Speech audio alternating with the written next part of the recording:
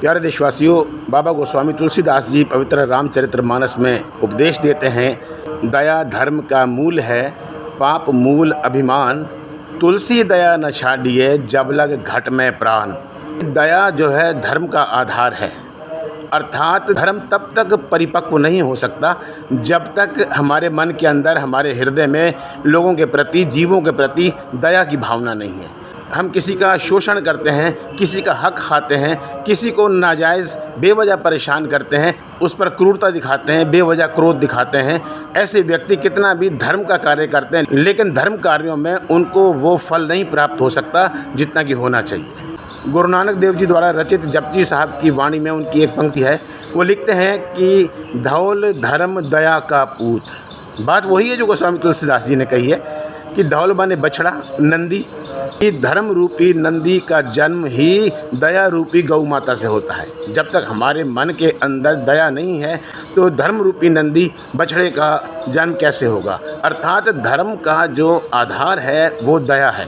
मन के अंदर हमें हमेशा दया की भावना रखनी चाहिए, प्यार की भावना रखनी चाहिए, सौहार्द की भावना रखनी चाहिए, बेवजह नाजायज़ किसी को परेशान नहीं करना चाहिए। प्यारे देशवासियों, जब मैं छोटा था तो हमारी एक किताब थी कला कुसुम।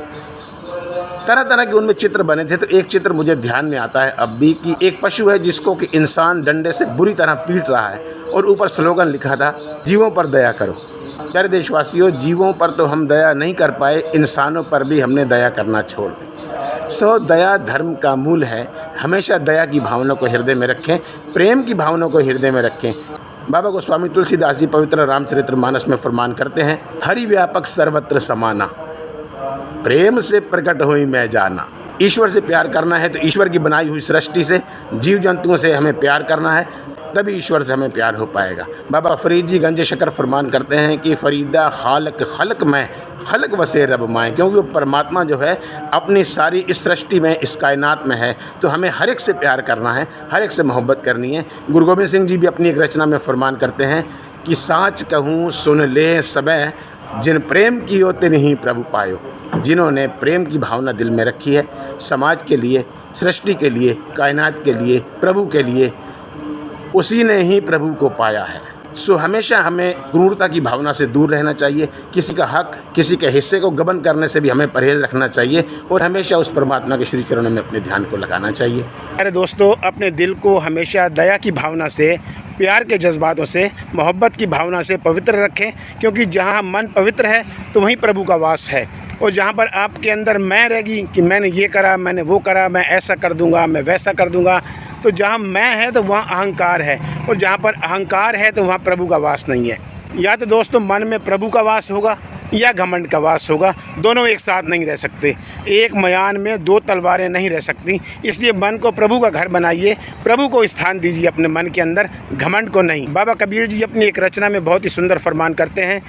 वो लिखते हैं कि प्रेम गली अत साकरी तामे दोए न समाए, प्रेम गली अत साकरी तामे दोए न समाए, जब मैं था तब हरि नाहे, अब हरि ही मैं नाहे। जब हरि का वास हो गया, परमात्मा का वास हो गया, तो मैं वाला घमंड ख़त्म हो गया। प्यारे देशवासियों, आज मैं दया की, प्रेम की बात इसलिए कर रहा हूँ कि वैसे तो सारी उम्र हमें दया और प्रेम की बातें करनी चाहिए, क्योंकि आज 27 जुलाई है और आज का दिन राष्ट्रीय प्रेम और दयालुता दिवस के रूप में मनाया जाता है।